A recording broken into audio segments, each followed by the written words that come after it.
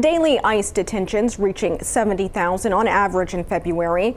That's according to data from the Department of Homeland Security. But how immigrants are processed is changing. As the surge in detentions is being felt across the country, we spoke with immigration attorneys in Northeast Ohio about how the community is dealing with these major policy changes. Our Tanya Velasquez has the latest. The landscape is changing entirely.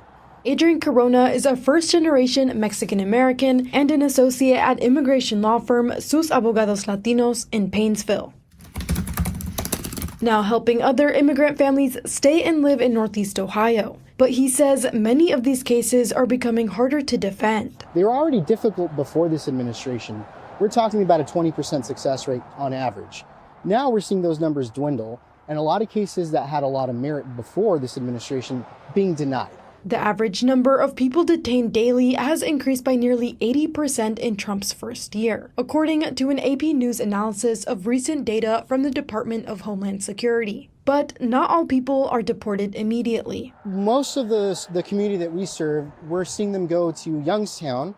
They have two facilities down in Youngstown, one Northeast Ohio Correctional Center, the other one the Mahoning County Jail. And keeping track of clients in detention isn't always easy. They are moved to different centers, and we don't have a clear idea of when the final deportation is.